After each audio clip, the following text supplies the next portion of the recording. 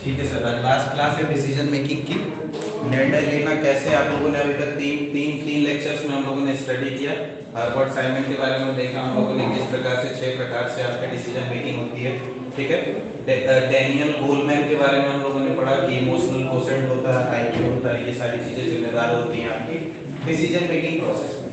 अब क्या होता है ना कि कभी भी जब आप बोलोगे कि निर्णय लेना क्यों आवश्यक है, क्योंकि निर्णय लेना हमेशा बदलाव के लिए जरूरी है। जब भी आपको चेंजेस चाहिए रहते हैं सिस्टम में, अपने लाइफ में या फिर किसी जगह में, ठीक है ना, तो सबसे बड़ी चीज क्या होती है, निर्णय। एक निर्णय ही चीजों को बदल सकती है, ठीक है ना। निर्णय आपका कैसे होने चाहिए, जब भी आप देखोगे अपने लाइफ के बारे में या फिर किसी भी केस स्टडी के बारे में, दो चीजें होती हैं।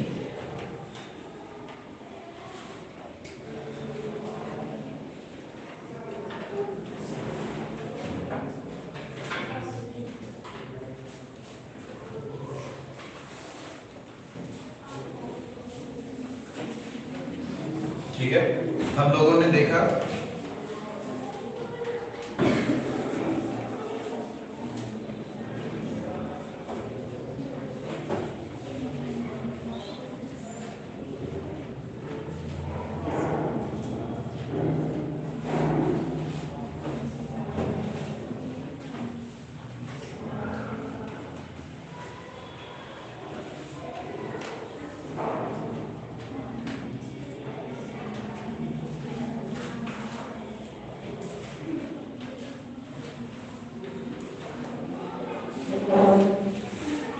लास्ट लेक्चर में हम लोगों ने देखा कि जो हमारी लाइफ होती है या फिर जो भी डिसीजन मेकिंग होती है वो कंप्लीटली डिपेंड करती है आपके सबकॉन्शियस हैबिट पे, अवचेतन मन के, अवचेतन तरीके से जो भी आदतें आप लोगों ने डाल रखी है उस हिसाब से आपका अवचेतन कैसे फॉर्म होता है। तो श्रेयस की वजह से जब आप चैतन्य होते हो, ठीक है ना, चीजों को जो आप देख रहे हो मेमोरी के फॉर्म में, याददाश्त के फॉर्म में, पिक्चर के फॉर्म में आपके दिमाग में सेव हो जाता है, ठीक है ना। अक्सर आप देखोगे क्या होता है कि सपोज दैट किसी घटना को आप ऑब्जर्व करो, ठीक है, कभी कभी कोई घटना ऐसी होती है जो आपकी लाइफ में बहुत ज्यादा आपको पीड़ा पहुंचाती है, ठीक है ना। जब वो घटना घटती हुई रहती है तो आप बहुत तकलीफ में रहते हो, ठीक है। 5-10 साल बीत गए, एक बार फिर से आप उस घटना को सोचने लगे बहुत गहन चिंतन से, आपकी आंखों में फिर से आंसू आ जाएगा, ठीक है ना। जब आपके थॉट्स होते हैं ना, तो ये आपका बॉडी ना आपके थॉट्स में और रियल लाइफ में फर्क नहीं कर पाता, समझ रहे हो ना। जिस समय घटना घट रही थी उस समय आप रो रहे थे क्योंकि आपको तकलीफ हो रही थी, ठीक है ना। और जिस समय तकलीफ के बारे में सोच रहे हो उस समय भी आपके आंसू गिर रहे हैं क्योंकि आपका माइंड और बॉडी दोनों में अंतर नहीं कर पा रहा। तो हमारे डिसीजन मेकिंग के अंतर्गत में क्या होता है ना, लाइफ में जब भी ऐसी कोई परिस्थिति आ जाती है जहां पे हम निर्णय लेने में असमर्थ हो जाते हैं, तो बार बार अपने दिमाग में ना वो हम लोग सिचुएशन क्रिएट करते हैं, ठीक है ना, कि अगली बार अगर जो ऐसा हुआ तो क्या बेहतर हम रख सकते हैं, किस प्रकार से बेहतर हम अपने आप को प्रदर्शित कर सकते हैं। तो डिसीजन मेकिंग के प्रोसेस में सबसे ज्यादा अगर जो भगवत गीता को स्टडी करोगे, ठीक है ना, भगवत गीता एक ब्रॉड फिलॉसफिकल कॉन्सेप्ट है, आप देखोगे उसमें दो चीजों के बारे में बताया गया। बहुत ज्यादा जब डिटेल आप घुसोगे कि आपको डिसीजन लाइफ में कैसे लेनी है, निर्णय कैसे लेना है, क्योंकि आप देखोगे कि आप मोदी जी के भाषण में आप देखोगे हमें ये डायरेक्शन दिया जा रहा है अपने एडमिनिस्ट्रेटर को, अपने प्रशासनिक अधिकारियों को कि आपको कर्मयोगी बनना है। कर्मयोगी इन द सेंस उनका क्या है, ठीक है ना, कर्मयोगी कैसा कर्मयोगी एक आखिर कैसा होता है, ये सारी चीजें आपको पता होनी चाहिए, ठीक है ना। सबसे पहली चीज होती है प्रेयस, ठीक है ना। एक बात बता रहा हूं, ठीक है ना। एक है आपकी अवस्था 5 साल की, एक है आपकी अवस्था 45 साल की। माइंड के दो स्टेज है, एक 5 साल के बच्चे का है और एक 45 साल के बच्चे का, ठीक है। 5 साल के बच्चे को हम लोगों ने दो ऑप्शन दिए, ठीक है। सर आपके पास एक साइड है क्या समोसा, एक साइड है एप्पल, ये किसे चूज करेगा? ऑब्वियसली समोसे को चूज करेगा, समझ रहे हो आप। 55 साल के व्यक्ति को सेम ऑप्शन दिया, ये किसे चूज करेगा? सेब को चूज करेगा, समझ रहे हो आप ना। ये बच्चा है, ये जो डिसीजन मेकिंग कर रहा है, जो निर्णय ले रहा है, वो प्रेयस के आधार पे ले रहा है। प्रेयस मतलब अभी मैं समोसा खाऊंगा तो मजा आएगा, पता नहीं सेब खाऊंगा मजा आएगा कि नहीं आएगा, कैसा फल कौन खाएगा, पहले समोसा खाते हैं ना। टेम्पररी ग्रेटिफिकेशन चाहिए, हमारी जो इंद्रियां हैं वो तुरंत प्रभावित होनी चाहिए। आप तत्काल ऐसे काम कर रहे हो। जिंदगी में बहुत सारे ऐसे निर्णय लोगे जो आपको पसंद नहीं होंगे, लेकिन अभी मजा आएगा इसलिए आपको करना चाहोगे और करोगे, ठीक है ना? That's why. तो ये किस चीज की वजह से होता है? प्रेयस की वजह से। 45 साल का व्यक्ति है, ये एप्पल को चूज करेगा। क्यों? उसको पता है ये एप्पल मैं अभी खाऊंगा, इसका टेस्ट जो भी हो समोसे से अच्छा नहीं है, कोई बात नहीं, लेकिन जब ये मैं खाऊंगा आज से 2 दिन बाद या 3 दिन बाद मुझे क्या प्रोवाइड करेगा? पावर, एनर्जी, वाइटैलिटी, ये सारी चीजें देगा। आप समझ रहे हो ना? तो ये व्यक्ति विशेष किसके आधार पर ले रहा है? श्रेयस के आधार पे। आप समझ रहे हो ना? श्रेयस, प्रेयस। प्रेयस एक ऐसी कंडीशन होती है ना जिसमें आप क्या होता है ना, टेम्पररी टाइम पे, अभी वर्तमान समय में आपकी इच्छा शक्ति इतनी कमजोर होती है, आपका विल पावर इतना कमजोर होता है कि जो आपके लिए लॉन्ग टर्म में जरूरी है वो चीजें छोड़ के अभी वो चीजें आप करना पसंद करते हो जो आपको नहीं करनी चाहिए, जो अभी तो सुख दे रहा है मगर बाद में परेशानी देगा। और श्रेयस इन द केस क्या है कि आपको पता है कि अगर जो मैं कोई पर्टिकुलरली कार्य कर लूंगा, अगर जो मैं किसी तपस्या में लीन होता हूँ, पर्टिकुलरली 1 साल तक अपना समय किसी भी लक्ष्य पे दे रहा हूँ, यूपीएससी, यूपीपीसीएस या फिर किसी भी ऐसे लक्ष्य पे दे रहा हूँ, मैं मेहनत कर रहा हूँ, अगर जो मेहनत करूंगा सेलेक्ट हो जाऊंगा तो वो चीज मुझे क्या देगा? वो हर एक चीज देगा जिस चीज के पीछे मैं अभी परेशान हूँ। आप समझ रहे हो ना? Permanent gratification. आप वर्क कर रहे हो, डिसीजन ले रहे हो किस आधार पे? परमानेंट बेसिस पे, जो चीजें आपकी जिंदगी में परमानेंट रहने वाली हैं। जब भी आप प्रशासन में जाओगे, प्रशासनिक प्रक्रिया में जाओगे, तो ऐसी परिस्थितियां आपके पास अक्सर बन के आएंगी कि जो 2 तरीके के डिसीजन मेकिंग पे डिपेंड करेगा। एक चीज होगा प्रोग्राम, आपको परिस्थितियों के हिसाब से बताया जाएगा कि सर आपको एक संविधान है, संविधान जो है पंथनिरपेक्ष तो धार्मिक मामलों में आपको हस्तक्षेप नहीं करना है, ठीक है? संविधान है, आईपीसी है, सीआरपीसी है, ह्यूमन राइट्स कमीशन के कुछ रूल्स हैं, इसके अकॉर्डिंग आपको चलना है, ठीक है ना? ये सारी चीजें प्री डिसाइडेड है कि कोई भी व्यक्ति है जिसके मानवाधिकार किसी भी प्रकार से उल्लंघन हो रहा है, वहां पे आपको उसको न्याय प्रदान करना है। तो ये सारे पहले से निर्धारित फैक्ट हैं, इनके लिए आपको कुछ ज्यादा नहीं करना। आप सेलेक्ट होगे, आपको ट्रेनिंग दी जाएगी, बहुत सारी चीजें। लेकिन अचानक से आप वर्क कर रहे हो, कोई डिजास्टर आ गया, प्राकृतिक आपदा आ गई, सुनामी आ गई, बाढ़ आ गया, अर्थक्वेक आ गया, एक ऐसी कंडीशन आ गई जहां पे आप डिसीजन मेकिंग अभी तुरंत, जैसी परिस्थिति कभी भी न किताबों में लिखी थी न ही वर्तमान परिस्थिति में आपने कभी भी फेस किया था, तो वहां पे डिसीजन मेकिंग कैसे करोगे? तो आप निर्णय वहां पे वो लोगे जो आपके लॉन्ग टर्म में आपको काम देगी, ठीक है ना? लॉन्ग टर्म में आपको बेनिफिट पहुंचाएगी। जैसे फॉर एग्जांपल कि एक केस स्टडी आया था, ठीक है ना, यूपीएससी के अंतर्गत में, कि आप जिले में पोस्टेड हो, आप कार्य कर रहे हो, कोई डिजास्टर आ गया, वहां पे आप राहत सामग्री पहुंचा रहे हो, ठीक है ना? राहत सामग्री जब आप पहुंचा रहे हो तो वहां पे एक कंडीशन हो रहा है कि जब आप राहत सामग्री पहुंचा रहे हो तो लोगों के पास उसका डिस्ट्रीब्यूटेड सिस्टम की वजह से सही ढंग से वो सामग्री नहीं पहुंच पा रहा है। इस वजह से लोग आक्रोश में हैं, पूरे टीम मेंबर के साथ हिंसक प्रवृत्ति करी, पिटाई वगैरह करी, ठीक है ना?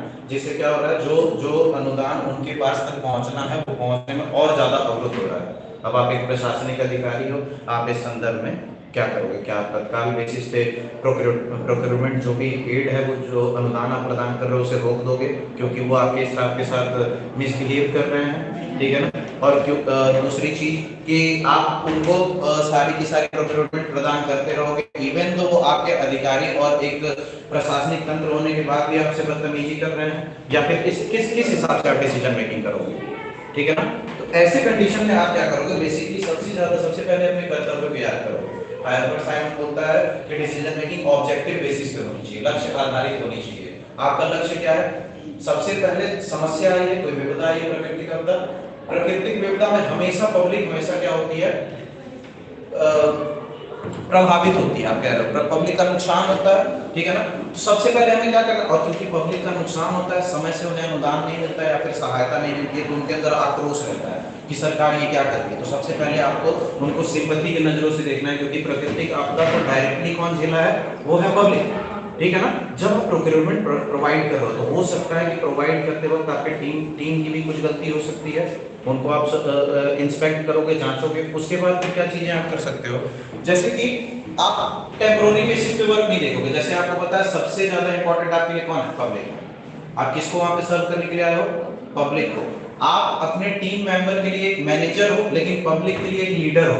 आप समझ रहे हो ना? मैनेजर क्या करेगा? आपको प्रॉपर इंडिकेशन देगा कि ठीक है 6 से 7 तक तुम्हें ये कार्य करना है और ये कार्य करने के बाद हमें ये रिजल्ट चाहिए, आउटपुट डायरेक्टली एनालिटिकल वे में आप सोच रहे हो, तार्किक तरीके से लेकिन लीडर क्या कहता है कि लीडर आपको 6 से 7 तक अगर जो मैं समय दिया हूँ उस बीच में अगर जो आपकी तबीयत खराब होगी तो वो मैं समझूंगा, लक्ष्य आधारित कार्य नहीं करूंगा, ठीक है ना। ये चीजें मैं समझ रहा हूँ। तो आप क्या करोगे बेसिकली इस कंडीशन में कि आप देखोगे किसी तरीके से प्रोक्योरमेंट चालू है, क्योंकि अगर जो सहायता आप तत्काल बेसिस पे रोकोगे तो जनता में आक्रोश और बढ़ जाएगा, और ये चीज आपको नहीं देनी है। एक प्रशासनिक अधिकारी होने के नाते सबसे पहला कर्तव्य क्या है कि उस एरिया में शांति बहाल होनी चाहिए, ठीक है ना। तो किसी भी प्रकार से ऐसे भी डिसीजन मेकिंग आप नहीं करोगे। जैसे टेम्पोररी बेसिस पे अगर जो अपने कर्मचारियों को बचाने के लिए तत्काल बेसिस पे आपने ग्रांट रोक दिया, ठीक है ना, हो सकता है जनता इससे और आक्रोशित हो जाए, ठीक है ना, और इस वजह से आपको विपरीत परिस्थितियों का सामना करना पड़े, ठीक है ना। तो ये दो कंडीशंस होती हैं, श्रेयस होता है और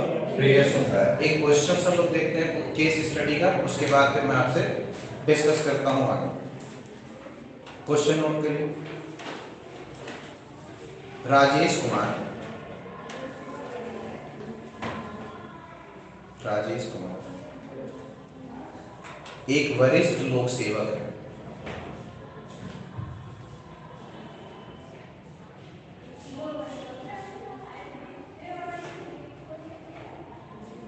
एक वरिष्ठ लोक सेवक है जिनकी ईमानदारी,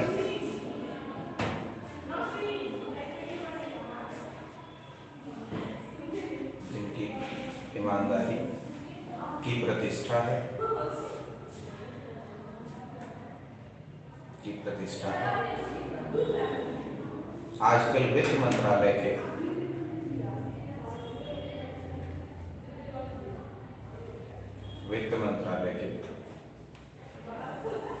बजट विभाग के प्रमुख हैं।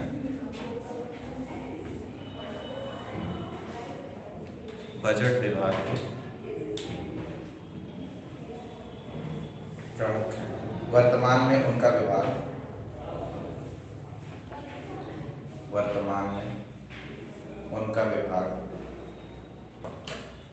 राज्यों को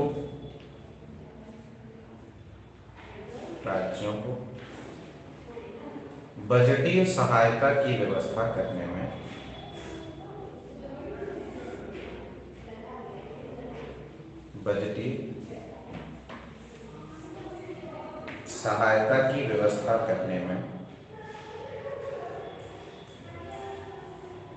व्यस्त है।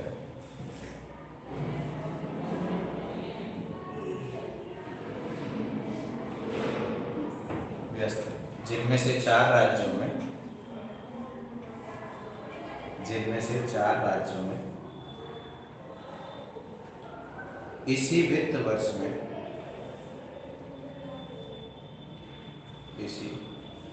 वर्ष में चुनाव होने वाले हैं।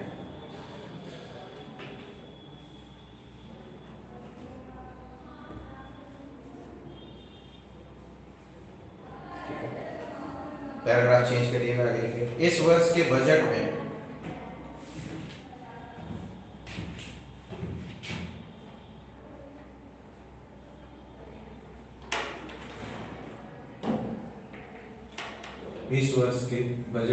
राष्ट्रीय आवास योजना में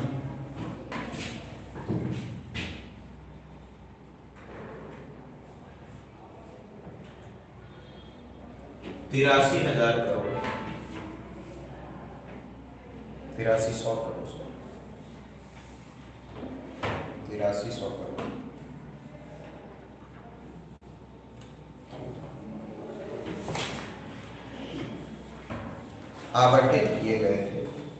आवंटित किए गए थे। ठीक है, यह समाज के कमजोर समूहों के लिए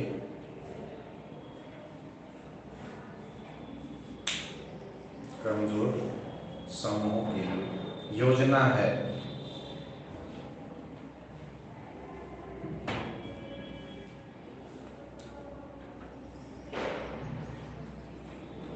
ठीक है, योजना है। जून माह तक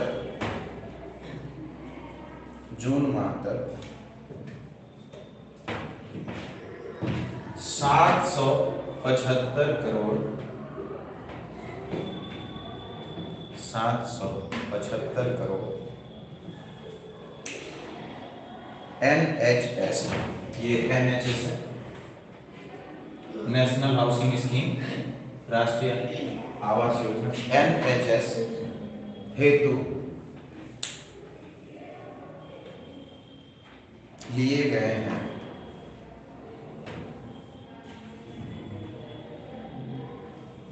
ये पैराग्राफ चेंज करिएगा। निर्यात को बढ़ावा देने के लिए, निर्यात को बढ़ावा देने के लिए वाणिज्य मंत्रालय, वाणिज्य मंत्रालय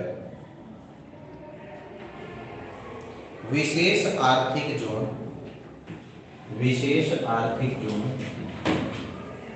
ब्रैकेट में लिख लीजिएगा SEZ, स्पेशल इकोनॉमिक जोन,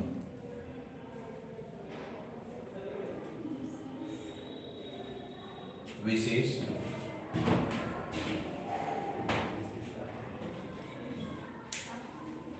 विशेष आर्थिक जोन स्थापित करने की पैरवी कर रहा है, विशेष आर्थिक जोन स्थापित करने की पैरवी कर रहा है।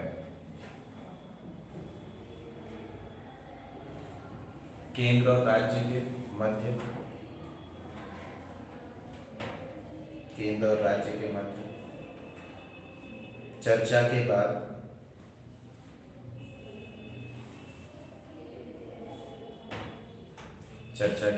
केंद्रीय मंत्रिमंडल ने, केंद्रीय मंत्रिमंडल ने इस योजना की स्वीकृति प्रदान कर दी है।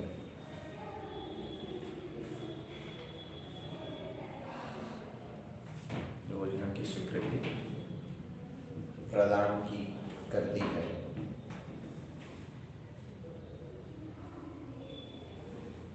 ठीक है, उसके बाद देखिए पैराग्राफ चेंज करिए, आगे लिखिए।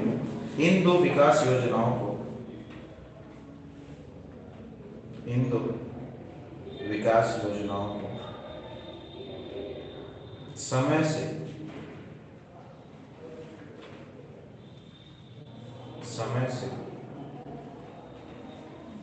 6,000 करोड़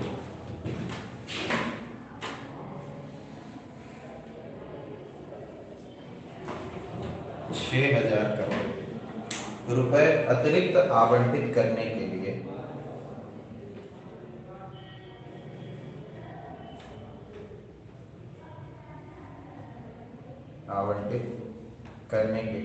वित्त मंत्रालय को कहा गया है।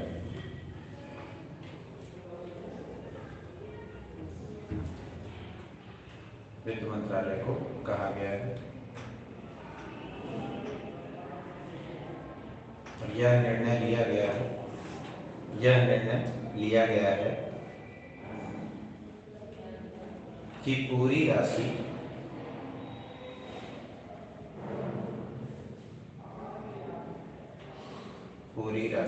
NHS आवंटन में से, NHS आवंटन में से पुनर्विनियोजित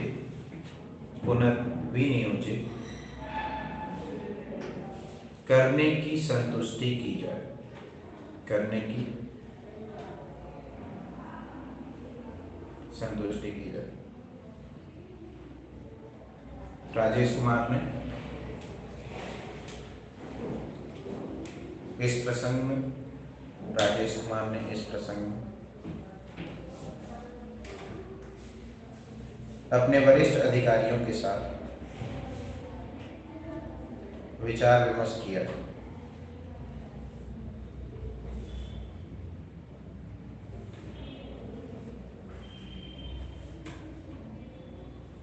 ठीक है, उन्हें बताया गया कि राजनीतिक रूप से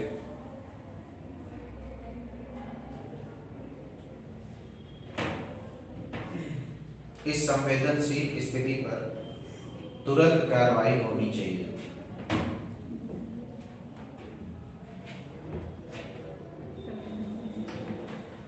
संवेदनशील स्थिति पर तुरंत कार्रवाई होनी चाहिए।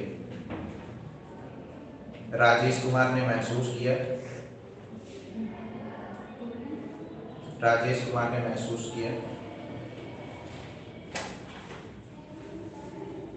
कि एनएचएस योजना राशि के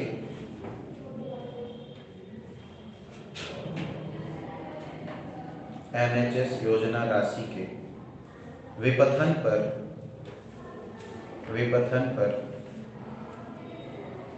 सरकार के लिए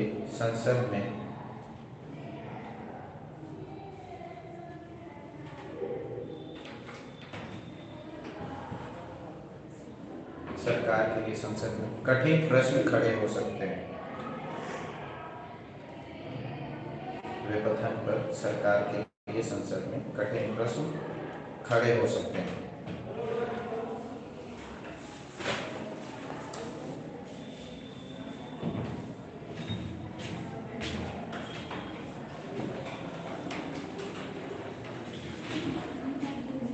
क्वेश्चन और भी बड़ा है, क्लास कम होती है ना, इसलिए 2020 का ये क्वेश्चन है, ठीक है।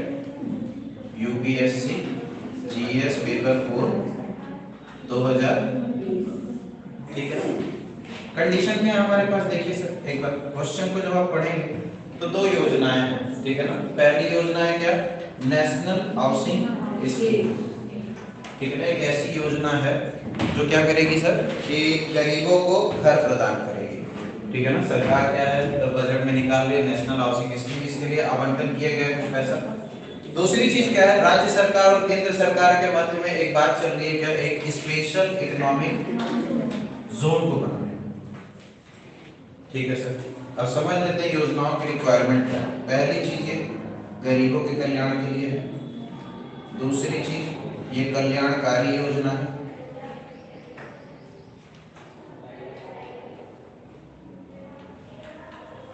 ठीक है। असमानता को दूर करेगा,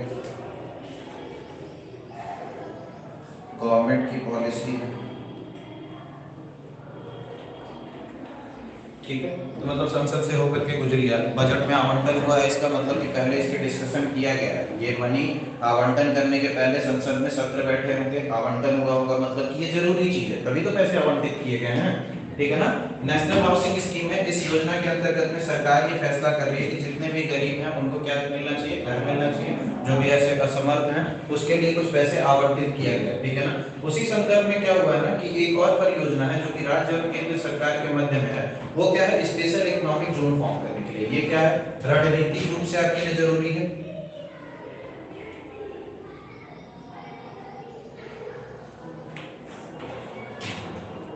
ठीक है।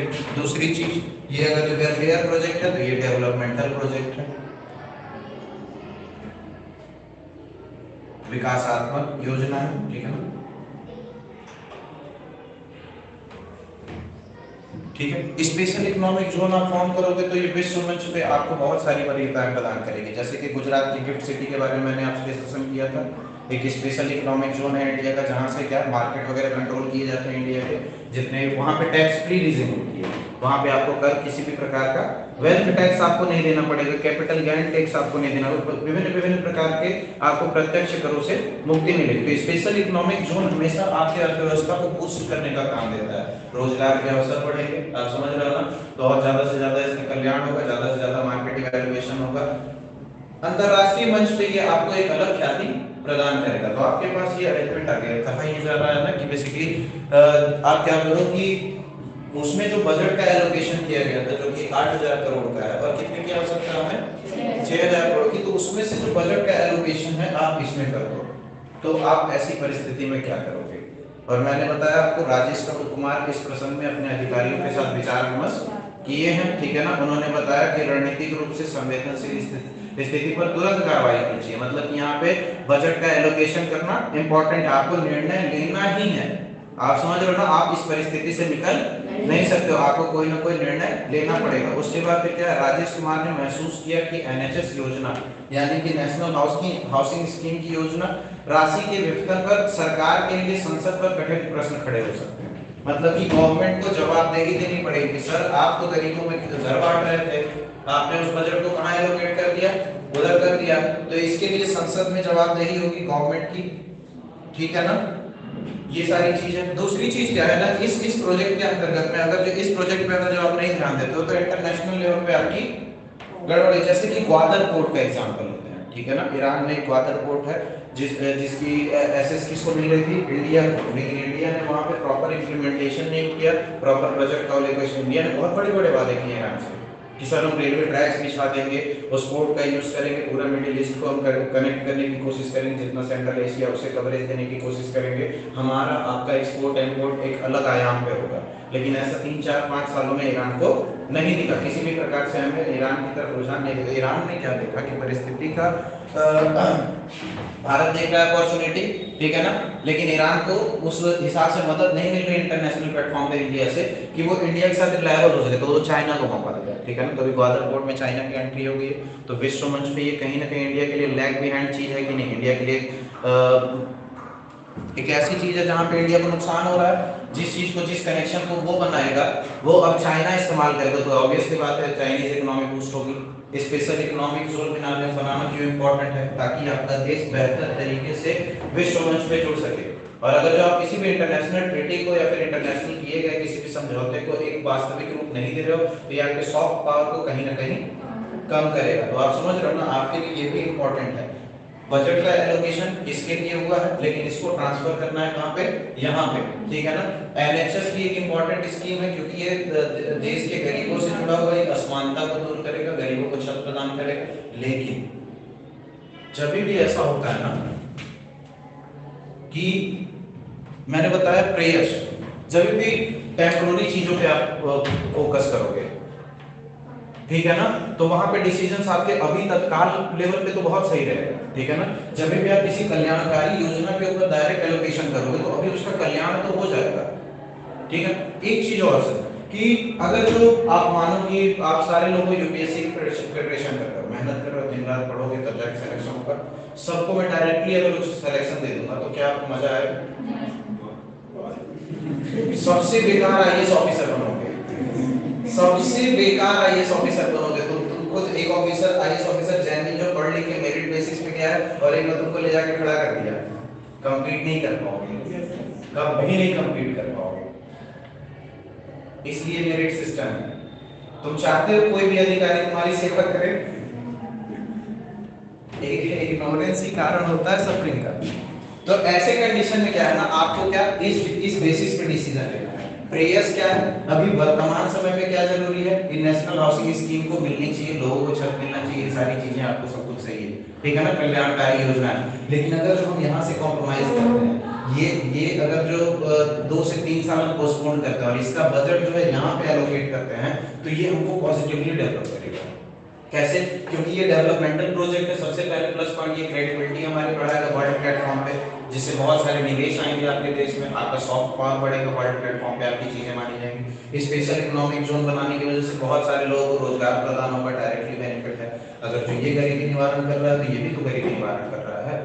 तीसरी चीज, ये सेंट्रल स्टेट के बीच में मध्य रिलेशन को स्ट्रॉन्ग करेगा, क्योंकि अगर इसे आप इंप्लीमेंट करोगे तो स्पिरिट ऑफ फेडरलिज्म को आप बढ़ावा दोगे, ठीक है ना। सहकारी संघवाद को सुना होगा, ठीक है ना, कोऑपरेटिव फेडरलिज्म, जहां पे स्टेट और सेंटर एक साथ मिलकर के वर्क करते हैं, एक दूसरे की परियोजनाओं पे एक साथ सहमति प्रदान करके आगे बढ़ते हैं, जिससे बेहतर। तो यहाँ पे ऐसे कंडीशन में आपको क्या करना है, एलोकेशन ऑफ बजट होना चाहिए। अगर जो आपको कॉम्प्रोमाइज करना है, डिसीजन लेना है, किसके बेसिस पे, सीरियस बेसिस पे, आपको उस गोल पे ज्यादा वर्क करना है जो कि आपको आगे लॉन्ग टर्म बेसिस पे ज्यादा बेनिफिट प्रदान करेगी। आपके पास 200 रुपए हैं, एक 200 रुपए जाओ खाओ पियो उड़ा दो, और एक 200 रुपए आप जाकर के कहीं निवेश करो, ठीक है ना। निवेश किए 10 रुपए भी अगर जो आपको पर डे दे रहा है, तो आपके 200 रुपए 10 रुपए बना रहे हो, पैसे से पैसा आप कमा रहे हो, ठीक है ना। तो ये सारी चीजें आप वहां पे निवेश करोगे ना जहां से आपको पे बैक होना शुरू हो जाए। इनको घर बना के दोगे, ये सोफा लगाएंगे, सोते रहेंगे, लेकिन डेवलपमेंटल प्रोजेक्ट अगर जो डालोगे, रोजगार होगा,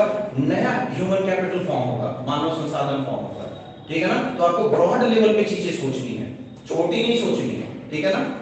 ये एक चीज हो गई। एक और क्वेश्चन देखेंगे।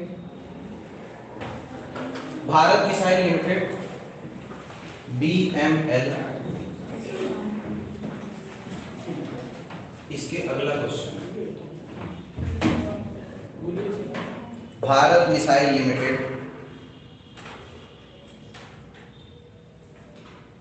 भारत मिसाइल लिमिटेड के अध्यक्ष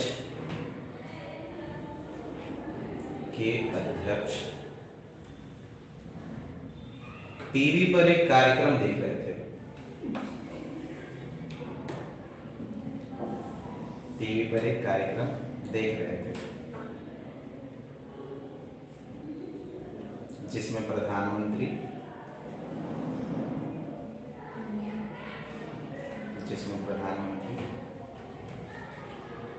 आत्मनिर्भर भारत के लिए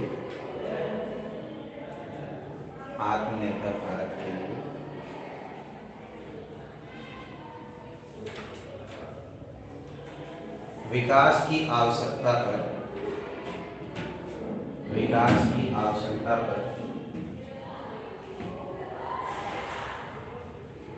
राष्ट्र को संबोधित कर रहे थे।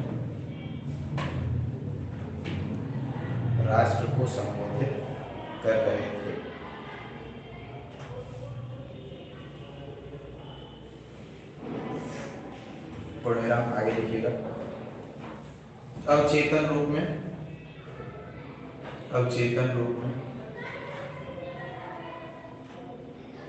उन्होंने हामी भरी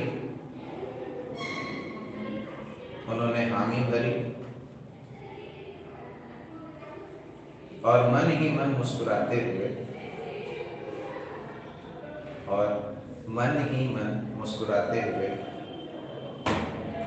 बीएमएल की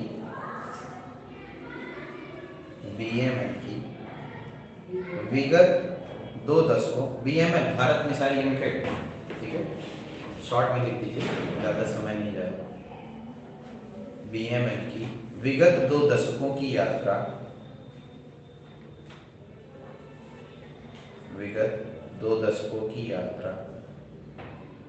की मानसिक पुनर्समीक्षा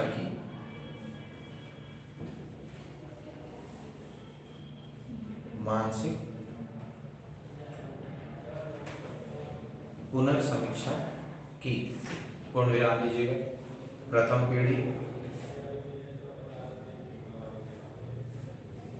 पीढ़ी की एंटी टैंक गाइडेड मिसाइल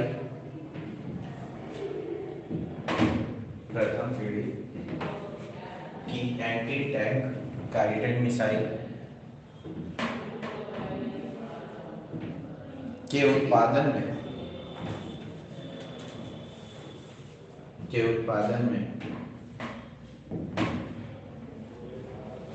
प्रशंसनीय रूप से आगे बढ़ रहा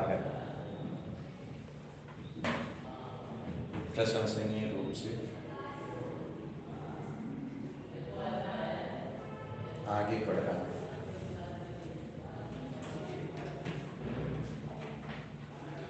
बीएमएल अब अत्याधुनिक तकनीक पर आधारित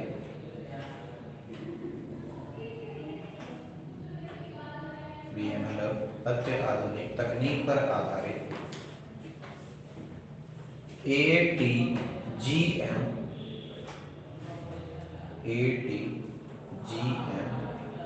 एंटी टैंक गाइडेड मिसाइल, ठीक ना, हथियार प्रणालियों के डिजाइन और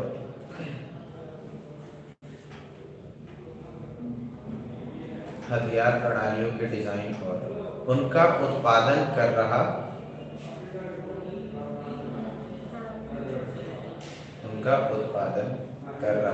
था।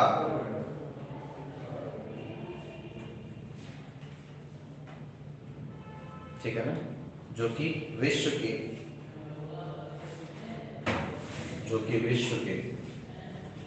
किसी सेना के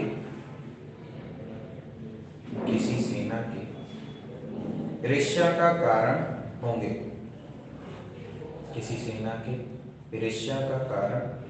होंगे।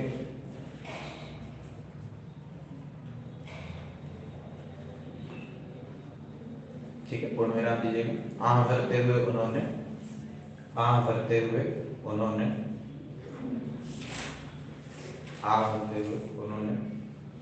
अपनी इस पूर्व धारणा के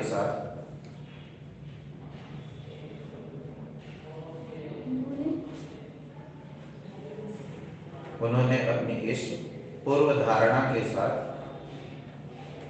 समझौता किया कि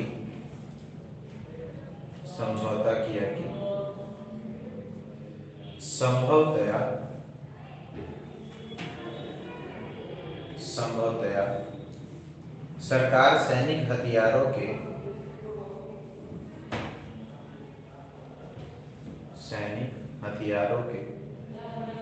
निर्यात पर प्रतिबंध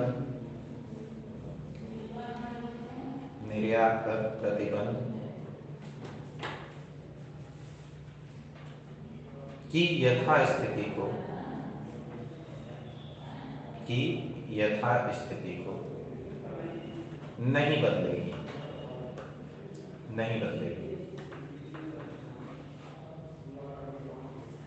पैराग्राफ चेंज करिएगा, आगे लिखिएगा। उन्हें आश्चर्य हुआ कि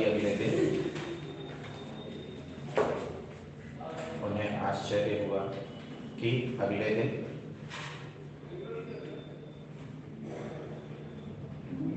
महानिदेशक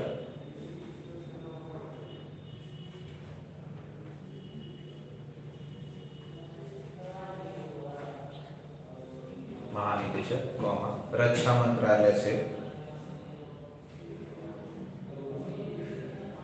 उन्हें फोन आया कि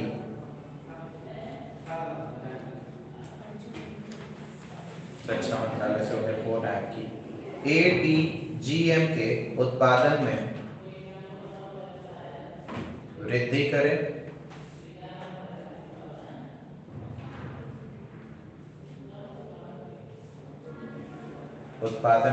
करें क्योंकि संभावना है एक मित्र विदेशी देश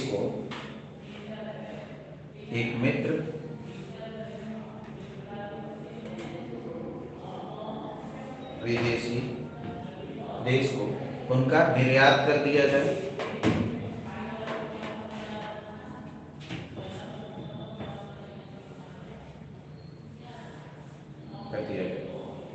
ठीक है ना? पैराग्राफ चेंज करिए, लिखिए 2 दिन बाद एक संवाददाता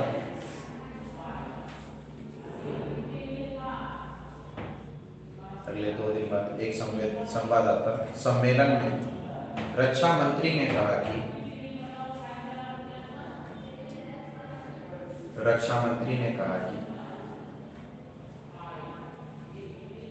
अगले 5 वर्षों में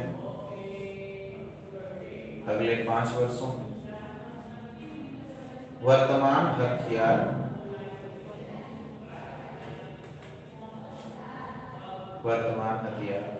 निर्यात स्तरों को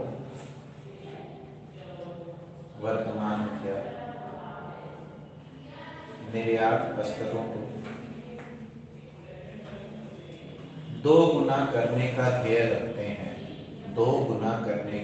रखते हैं।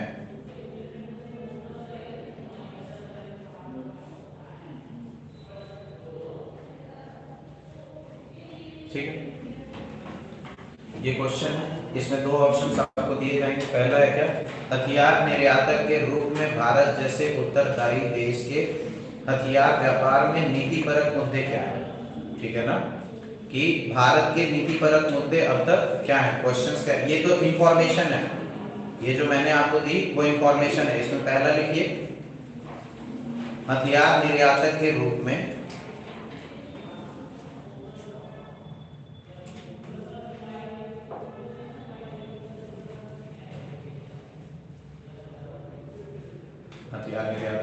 भारत जैसे उत्तरदायी देश के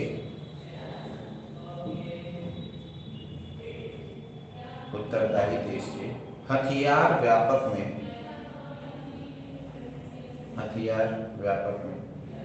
नीतिपरक मुद्दे क्या है।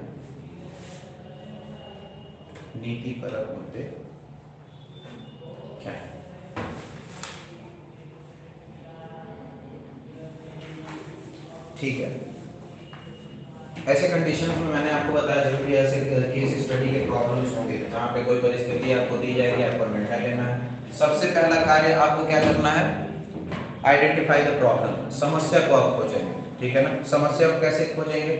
जब आप क्वेश्चन को 1 से 2 या 3 बार पढ़ेंगे, ठीक है ना। जैसे ही 2 बार आप क्वेश्चन रीड करेंगे, सबसे पहले आप देखोगे कि क्या हुआ, आप एक ऐसे कंपनी के सीईओ या फिर अधिकारी हो जो वेपन्स बनाती है, ठीक है ना, हथियार बना रही है, हथियार बनाने में संलग्न है, और रिकॉर्ड पास्ट रिकॉर्ड आप देख रहे हो कि बहुत अच्छा रहा है, एंटी गाइडेड मिसाइल सिस्टम वगैरह बहुत अच्छा आप लोगों ने बनाया है, ठीक है, और बहुत ज्यादा तारीफ हो रही है। तो अभी क्या हुआ ना कि आप जैसे जब काम वाम कर रहे हो, आपको पता है कि जब भी आप अपने देश हित के लिए कार्य करते हो, देश के लिए कुछ कार्य करते हो, तो उसके लिए एक अलग एंथुसियाज्म चाहिए होता है, अलग मोटिवेशन चाहिए होता है। जब भी हमें हथियार बनाने के लिए जिस समय ये हथियार बन रहे होंगे, हमारे देश के देशवासियों को कहा गया होगा कि हमारे देश की सुरक्षा हेतु इस हथियार का बनाना आवश्यक है, ठीक है ना। इसी आवश्यकता को देखते हुए वेपन बनाया गया। वेपन एडवांस सिस्टम से बहुत बेहतर बना, इतना ज्यादा बेहतर बना कि विश्व मंच पे वो सबसे बेहतरीन हथियारों में से एक है, ठीक है ना। और इतना अच्छा है कि अगर जो आप किसी भी आर्मी, किसी भी युद्ध में किसी देश के खिलाफ रहते हो, तो ये आपको एक एडवांटेज प्लेस दे देगा, है ना। पता है ना कि किसी भी अन्य सेना के लिए ईर्ष्या का कारण बन जाएगा। क्यों ईर्ष्या का कारण बनेगा? ज्यादा डैमेज देगा, आप समझ रहे हो ना। तो आप ये बड़ा सेटिस्फाइड हो, ठीक है, कंट्री मेरी जिस दिशा में अभी जा रही है, अगर सुरक्षा सिक्योरिटी की आप बात करोगे, तो हम धीरे धीरे हथियार को बनाने में धीरे धीरे सेल्फ रिलायंट यानी कि आत्मनिर्भर हो रहे हैं, है ना। आत्मनिर्भर होने का मतलब क्या है कि जितनी हमारी आवश्यकताएं हैं, पहले क्या होता था ना कि जब भी आप देखोगे 2 कंट्रीज हैं जो ऑस्ट्रेलिया है, चाइना है, पाकिस्तान है, ठीक है ना, इनसे सुरक्षा की आवश्यकता हमको है, ठीक है ना। सुरक्षा की आवश्यकता है तो हमें डिफेंस इक्विपमेंट की जरूरत पड़ती थी, हथियारों की जरूरत पड़ती थी, जिनके लिए हमें अन्य देशों के ऊपर निर्भर होना पड़ता था। तो इससे हमारा ड्रेन ऑफ वेल्थ होता था, हमारे जो पैसे थे वो अन्य देशों के पास जाते थे। हम लोगों ने देखा इसका एक उपाय है कि अपने देश को आत्मनिर्भर बनाना चाहिए, ठीक है ना। तो आत्मनिर्भर बनाने के कंडीशन में आपने फर्स्ट जनरेशन के सिस्टम को इंट्रोड्यूस कर लिया, क्योंकि आप अधिकारी हो, ठीक है ना। आप इसका प्रोडक्शन यूनिट देख रहे हो, इसकी सफलता से बिल्कुल अवगत हो, इसके नुकसान से, इसके फायदे से बिल्कुल अवगत हो, और आपने वेपन सिस्टम में अपना इंटरेस्ट इसलिए डेवलप किया क्योंकि भारत एक ऐसा देश है ना जो शस्त्र बनाता है शांति के लिए, न कि युद्ध करने के लिए। समझ रहे हो ना। भारत की नीतियों को जब आप शुरू से देखोगे, स्टडी करोगे, अंडरस्टैंड करोगे, तो कभी भी युद्ध करना हमारा पहला ऑप्शन नहीं रहा। हम मजबूर होकर के युद्ध किए हैं, आतंकवाद की वजह से, पड़ोसी मुल्कों के गैर समर्थन की वजह से, एंक्रोचमेंट की वजह से, मतलब कि जो वो हमारे जगहों को अधिग्रहण करने की कोशिश की है। हम लोगों ने कभी भी किसी के ऊपर अटैक नहीं किया है, ये पॉलिसी है इंडिया की सॉफ्ट पावर। इसीलिए पता है सऊदी अरेबिया के अभी इंटरनेशनल समिट के अंतर्गत में जो वहाँ के सुल्तान हैं, ठीक है ना, राजा या सुल्तान मोनार्क होता है ना, तो उन्होंने वहाँ के जो यंग जनरेशंस हैं उनको क्या सीख दी पता है? उनको सीख देने के लिए वो लोग कहें कि अगर जो सीखना है किसी कंट्री से ना, तो इजराइल की तरह मत बनो, ठीक है ना, कि कोई हमको हम पे अगर जो एक गोली मारा तो 1000 गोलियां हम चला देंगे, हमने इसका नाबूद कर देंगे, खत्म कर देंगे। सुनने में बड़ा कूल लगता है कि तुम्हें एक थप्पड़ मारोगे तो मैं 10 थप्पड़ मारूंगा। अहंकार को सेटिस्फाइड करेगा, आपके ईगो को सेटिस्फाइड करेगा। अगर जो बनना है तो भारत की तरह बनो। आजादी चाहिए, जरूर चाहिए, लेकिन हम उसके लिए हिंसा नहीं करेंगे, नीतिगत तरीके से करेंगे, ठीक है ना। नॉन कॉपरेशन, हर एक चीज का गांधी जी के, और गांधी जी को फादर ऑफ नेशन बनाने के पीछे सिर्फ एक और एक कारण था, अहिंसा। हम वायलेंट पीपल नहीं हैं, इंसान हिंसा नहीं करते, जानवर करते हैं। आप समझ रहे हो। युद्ध कभी भी सॉल्यूशन नहीं है। बात भारत की हो, पाकिस्तान की हो, इजराइल की हो, पैलेस्टीन की हो, किसी गरीब की हो, अमीर की हो, हमेशा आपका जो गोल होना चाहिए वो कल्याणकारी होना चाहिए, ठीक है ना।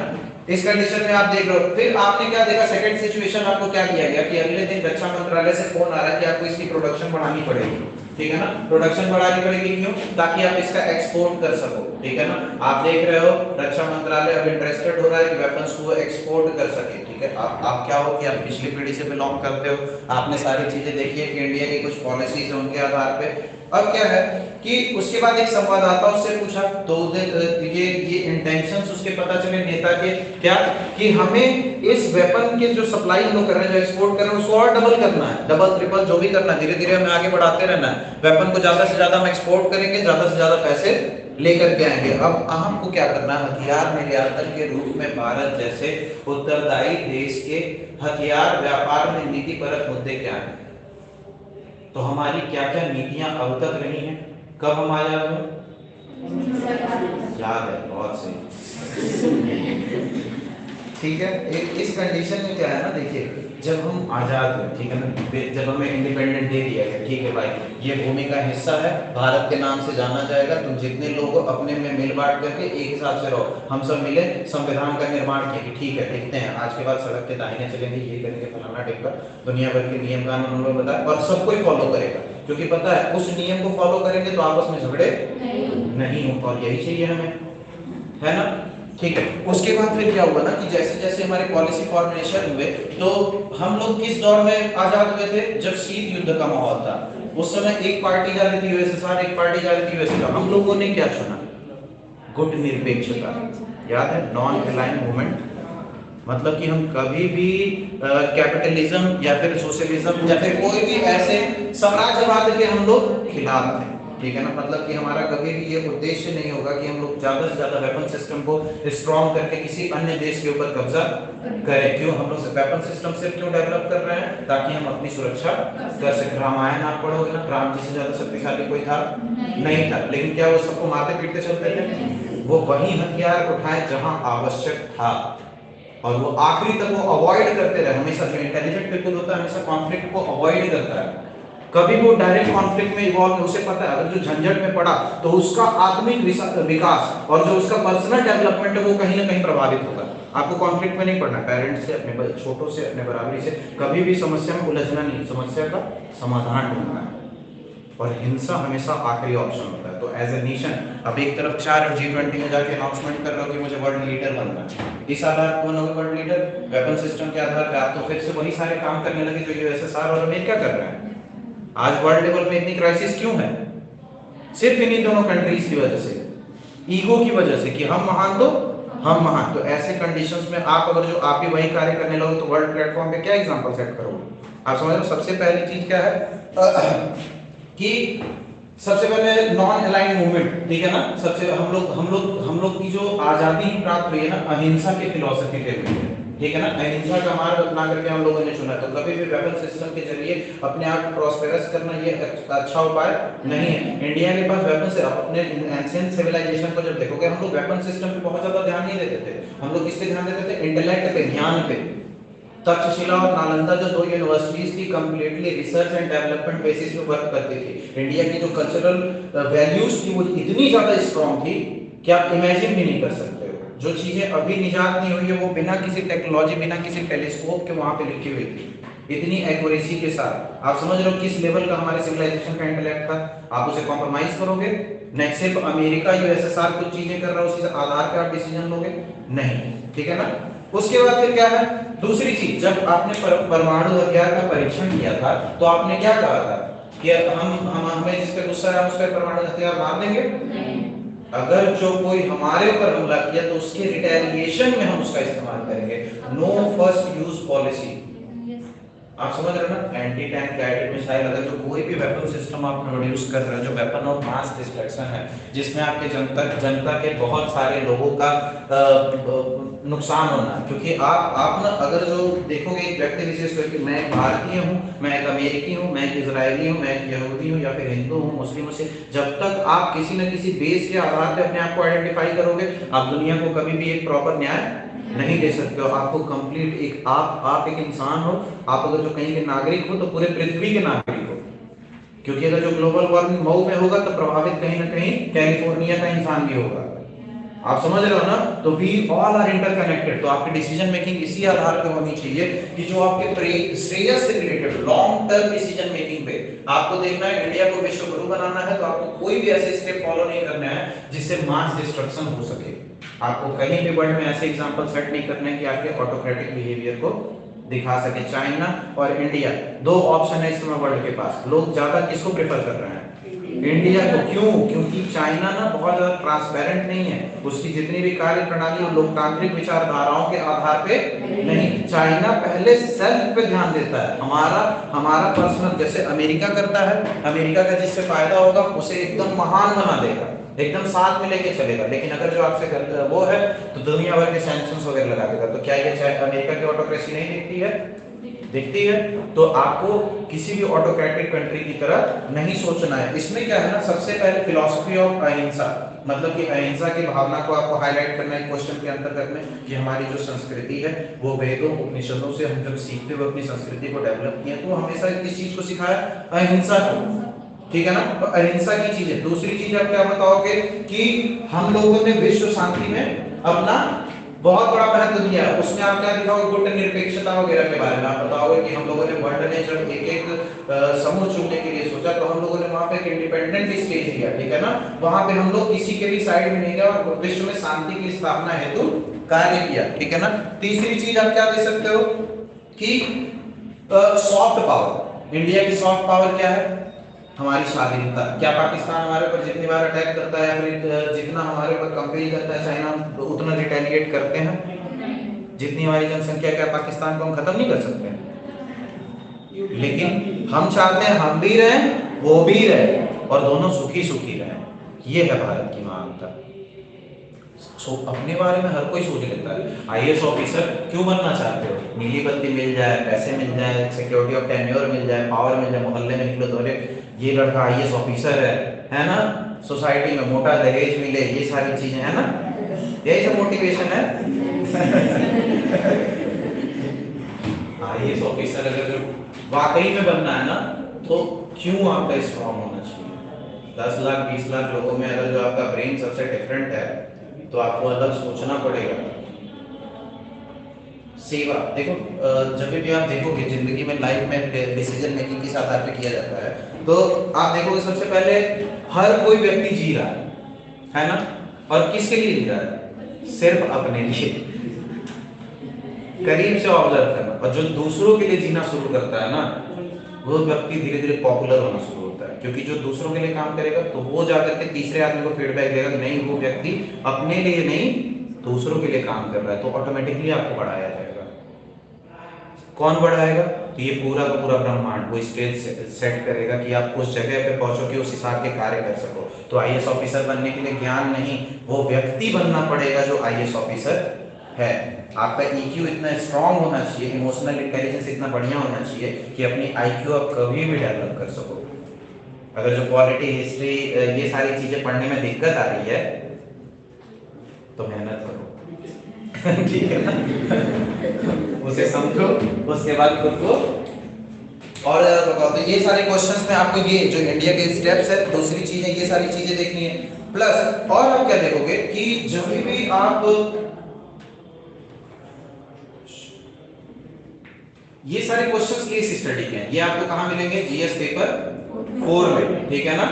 इसके अंतर्गत में आपको क्या हमेशा देखने को मिलेगा कि जो भी समस्या आपको प्रदान की जाएगी वहां पे आपको डिसीजन मेकिंग जो करनी है, ठीक है ना, इस आधार पे करनी है कि वो नीति संगत तरीके से, एथिकल वैल्यूज पे किस तरीके से है, ठीक है ना। जरूरी नहीं है कि फाइनेंशियली आपको वेपन एक्सपोर्ट करना फायदा पहुंचाएगा, ठीक है, हो सकता है आप एंटी टैंक गाइडेड मिसाइल को सेल करते हो तो आपके रेवेन्यू को बहुत ज्यादा बूस्ट करेगा, उसको आप डेवलपमेंटल प्रोजेक्ट में लगा सकते हो, अपने देश का हित कर सकते हो। लेकिन वो जो भी कंट्री खरीदने वाला है, सपोज दैट अफगानिस्तान तालिबान से हमारा बहुत ज्यादा बुरा रिलेशन भी नहीं है, बहुत ज्यादा अच्छा रिलेशन भी नहीं है, इस चीज को देखते हुए हम अपने फायदे को देखते हुए अफगानिस्तान तक तालिबान को अपने वेपन सिस्टम बेचने लगे तो क्या ये सही है?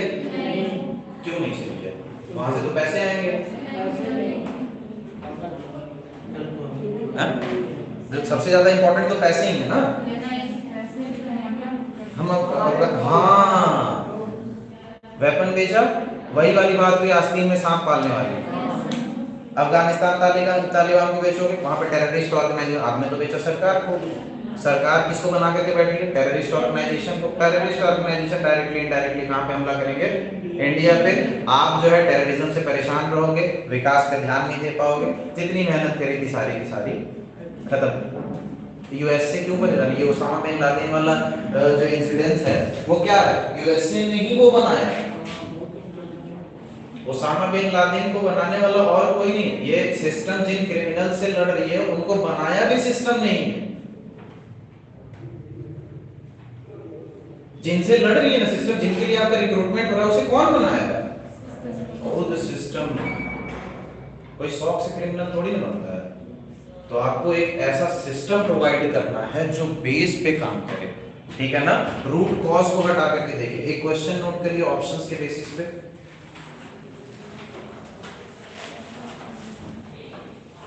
आप एक ऐसे शहर के जिलाधिकारी हैं,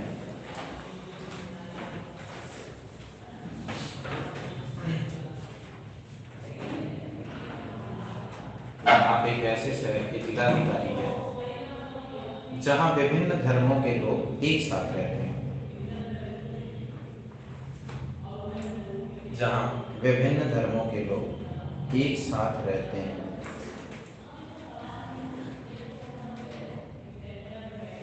और मेरा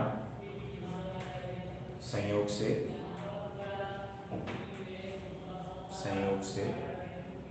इस वर्ष महावीर जयंती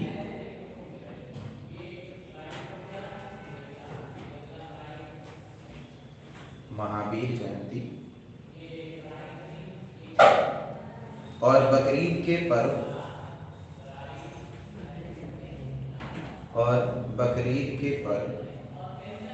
एक ही दिन पड़ गए हैं।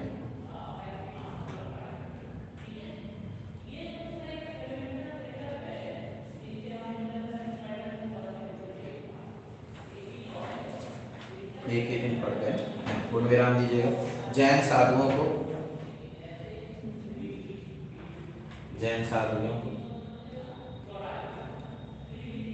महावीर जयंती के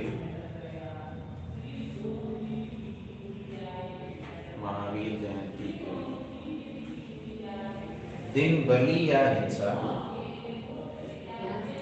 महावीर जयंती के दिन बलि या हिंसा, बलि नहीं देते हैं, काटते हैं वही ठीक है। बलि या हिंसा के होने से गंभीर समस्या है,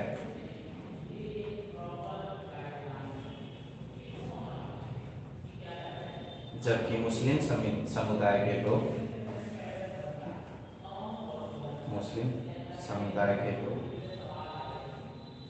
अपने पर्व को लेकर प्रतिबद्ध हैं। मुस्लिम समुदाय के लोग अपने पर्व को लेकर प्रतिबद्ध हैं, ठीक है। सामाजिक समरसता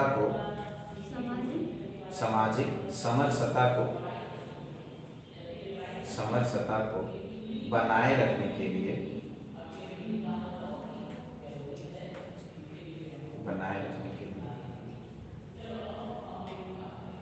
आप क्या करेंगे? ऑप्शन लिख लेते हैं पहले।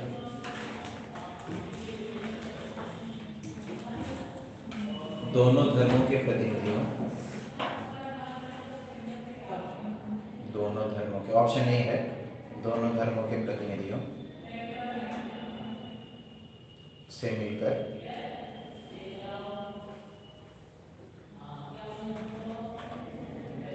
प्रयास करेंगे कि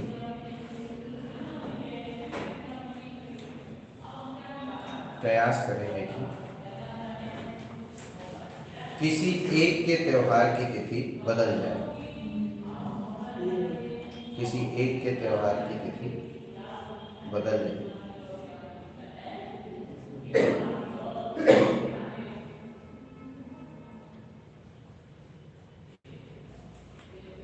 ऑप्शन बी, दोनों धर्मों के लोगों को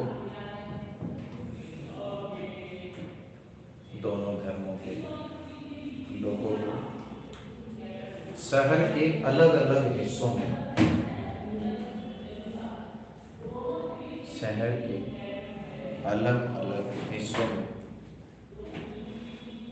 अपना पर्व मनाने के लिए मनाएंगे,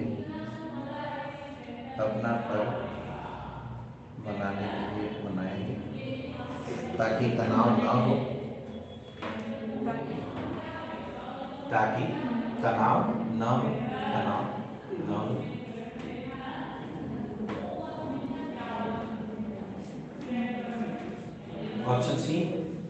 दोनों धर्मों के नेताओं को समझाएंगे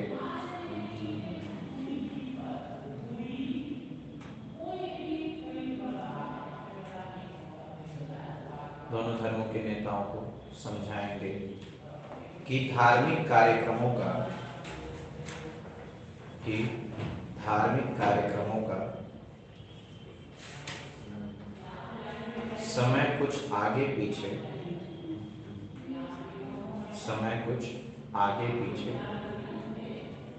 इस प्रकार निर्धारित करें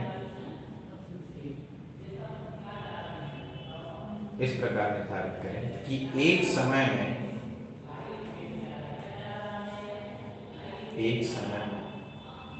परस्पर विपरीत घटनाएं न दिखें।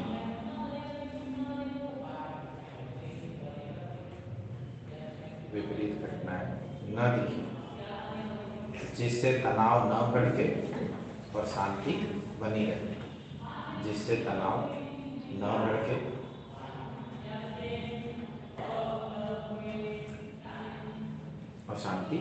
बनी रहे।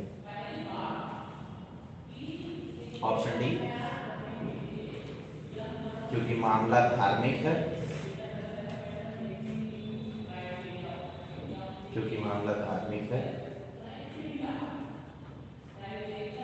इसलिए धर्मनिरपेक्ष राज्य के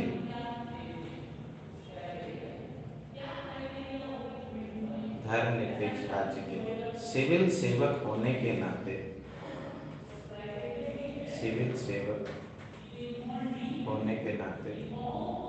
इससे दूर ही रहेंगे। ये डी वाला क्यों नहीं हो सकता? आप पंथ निरपेक्ष राज्य के रीजन बताइए। सपोज दैट आप साइड हो, दंगा हो गया, उसकी जिम्मेदारी किसकी है? अधिकारी की। फंसना तो बाद में आप ही को है, पहले ही फंस जाओ, है कि नहीं? डिसीजन लेना इम्पोर्टेंट है। देखो क्या है ना कि आप देख रहे हो धार्मिक मामलों में इंसान बहुत ज्यादा अपने अहंकार के ऊपर होता है। नहीं तो राम मंदिर ये सारी चीजें कब की हो गई रहती। हमारा धर्म, हमारा भगवान, हमारे पापा, है ना? इतना ज्यादा इंसान रिजिड हो जाता है ना कि मानवता भूल जाता है। क्या कोई धर्म ये सिखाता है कि मानव मत बनो? तो धर्म के नाम पे झगड़े कर रहे हैं, इंडिया में इतनी ज्यादा प्रॉब्लम क्यों है? हम लोगों ने सोचा हम डाइवर्स हैं, भिन्न हैं। ये दुनिया में तो जब करीब से आप ऑब्जर्व करो, क्या सारी चीजें एक जैसी हैं? सारी चीजें एक जैसी रहती तो आपको मजा आता? इसीलिए आपको भी अलग अलग बनाया गया ताकि भगवान भी मजा ले सके। आप समझ रहे हो ना? डिफरेंट टाइप ऑफ कॉन्शियसनेस, समझ रहे हो आप ना? तो अपनी जो डिफरेंट एक्टिविटी है ना, उसका सम्मान करना चाहिए, लेकिन उसको लेकर के इतना रिजिड नहीं होना चाहिए कि वो बाद में बदलाव को न कर सके। अभी जितने भी धर्म है ना वो सही है, जो भी आप आस-पास अपने देख रहे हो सब कुछ सही है, लेकिन ये क्या है? रिजिड हो गए हैं। कॉन्स्टिट्यूशन में 368 है ना, संविधान संशोधन अधिनियम, वो क्यों डाला गया है? क्योंकि हमको पता है कि 1947 में जब कॉन्स्टिट्यूशन लिख रहे हैं, जब ये 3047 में इसका इस्तेमाल किया जाएगा तो जरूरी नहीं कि सही रूप से काम कर पाएगा। तो उस समय का जो नेता होगा वो इसमें बदलाव कर सकेगा, इसलिए हमारा संविधान इतना ज्यादा खूबसूरत है। आप समझ रहे हो ना? क्योंकि इसमें बदलाव होने की गुंजाइश है। आपके धर्म में बदलाव होने की गुंजाइश है, इसलिए धर्म सही नहीं है। सबसे ज्यादा गड़बड़ तो धर्म गुरु है, ठीक है ना? कि अगर पीपल के पेड़ में घूम के ऐसे रस्सी नहीं मारते तो तवे में छाने जाओगे, नर्क जाओगे, ये जाओगे। नर्क स्वर्ग सब कुछ यही है, और सब आप अपने ब्रेन से क्रिएट करते हो। आप समझ रहे हो ना? ये हबल टेलीस्कोप भेजा पता नहीं कितने कितने प्रकाश वर्ष दूर तक, कोई दिखा नहीं हमारे सिवा। समझ, जो वो तुम ही हो। तो धर्म आधारित पहले ऑप्शन में जब आप देखोगे किसी धर्म के प्रतिनिधियों को मिला करके क्या करेंगे आप? त्योहार की तिथि बदल दें, क्योंकि धर्म को लेकर के हर एक धर्मवासी इतना ज्यादा रिजिड होता है। जैन वाले को बोलोगे आप तो कहेगा हम क्यों बदले, उससे बदलवाओ और मुझसे वही बनेगा मंदिर, ठीक है ना? आप समझ रहे हो ना? देखो पर्टिकुलरली मुझे किसी धर्म वगैरह से कोई भी प्रॉब्लम नहीं है। मैं खुद जिस बैकग्राउंड से बिलोंग करता हूँ वो खुद धार्मिक चीज से अटैच है। लेकिन आपकी थिंकिंग हमेशा में यूनिवर्सल होनी चाहिए, तभी आप किसी को सर्व कर सकोगे। अगर जो आईएएस ऑफिसर बनना है तो ये जितनी भी तथ्यानुसी चीजें हैं उसको साइड में रख के साइंटिफिक बेसिस पे डिसीजन लेने पड़ेंगे। आपके डिसीजन कंप्लीटली लॉजिकल होने चाहिए, ठीक है ना। आपको पता है, क्योंकि व्यक्ति विशेष से सामने वाला आप उसको कितना भी समझा लोगे ना धर्म के आधार पर अपने डिसीजन बदलने वाला नहीं, तो कभी भी आपका ये ऑप्शन नहीं हो सकता कि भाई डेट बदल लो, तो दोनों नहीं मानेंगे, ठीक है ना। सेकंड ऑप्शन क्या है, दोनों धर्मों के लोगों को शहर के अलग अलग हिस्सों में मनाएं, इसके लिए नहीं मानेंगे ही नहीं। क्या हमारे भगवान वहीं प्रकट हुए थे, वहीं आए ही थे, वहीं उतरे ही थे, मैं नहीं मानूंगा, समझ रहे हो आप ना। तो ये आपको फंसा देंगे। थर्ड ऑप्शन आप देखो कि टाइमिंग चेंज कर सकते हैं, ठीक है मना लो, जितना मनाना है मना लो, बस झगड़ा नहीं होना चाहिए, ठीक है ना। आप क्या करो, सुबह मना लो, आप शाम में मना लो। और दूसरी चीज का क्या ध्यान दोगे कि शो ऑफ नहीं। जैसे क्या होता है, झगड़े का कारण ये नहीं होता है कि आप अपने अपने धार्मिक कार्य में लगे रहते हो तब झगड़ा होता है, नहीं। हम दिखाने की कोशिश करते हैं हमारा धर्म तुम्हारे से बड़ा है, ठीक है ना। हमारे में देखो ये पॉजिटिव चीजें, वो बोलेगा हमारे में ये पॉजिटिव चीजें, दोनों में झगड़ा है। कभी भी प्रतिस्पर्धा नहीं होनी चाहिए धर्म में। एक धर्म से दूसरे धर्म में हमेशा सीखने की चीजें होनी चाहिए कि आपके अंदर क्या सही है वो मैं अपने में धारण कर लूंगा, आपके अंदर क्या सही है, और ले दे करके सारे के सारे चीजों से मिल करके एक परफेक्ट बीइंग के फॉर्म में मैं कर करके निकलूंगा। ऐसा व्यक्तित्व तो आपका होना चाहिए, ठीक है ना। राम राम जपने से कुछ नहीं होने वाला है। जो राम जी करके गए, जो ईश्वर जिनको आप मान रहे हो स्वयं भी जब इस पृथ्वी पे उतरे हैं तो वो उन सारी चीजों से होकर के गुजर रहे हैं जिनसे होकर के हमें गुजरना है, समझ रहे हो आप। वो आए ही इसीलिए ये दिखाने के लिए कि एक्शन ज्यादा इंपॉर्टेंट है रादर देन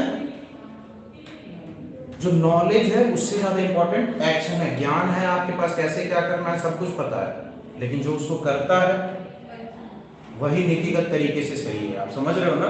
तो आपको नीतिगत तरीके से सही होना। तो इस प्रॉब्लम का सॉल्यूशन बेसिकली यही होगा कि दोनों की भावनाओं को भी ठेस न पहुंचे और दोनों का प्रोग्राम भी एक साथ हो जाए। और ये चौथा वाला तो बहुत खतरनाक है, ठीक है ना।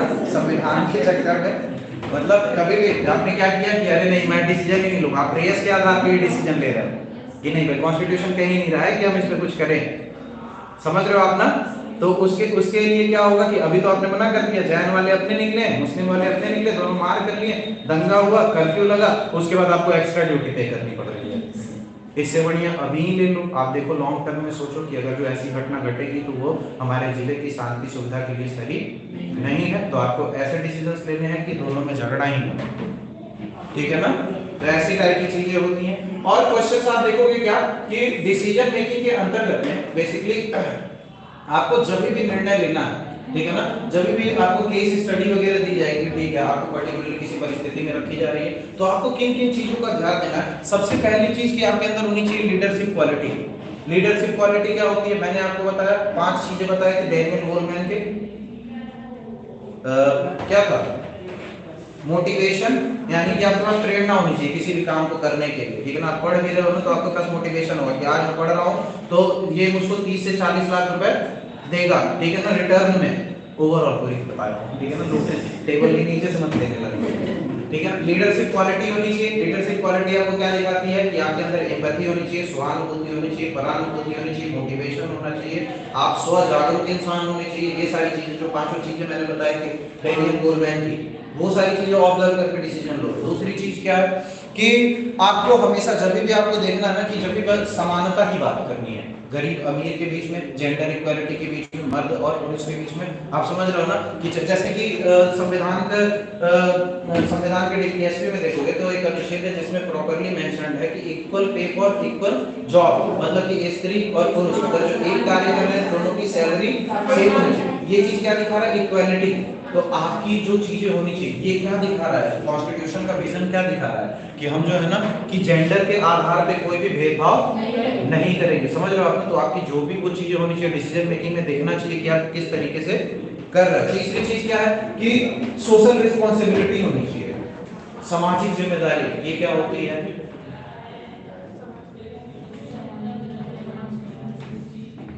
सामाजिक जिम्मेदारी ना बहुत बड़ी बीमारी होती है।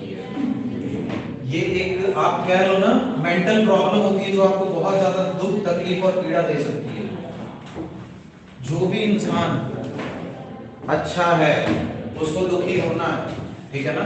देखिए क्या बता रहा था मैं, सामाजिक जिम्मेदारी।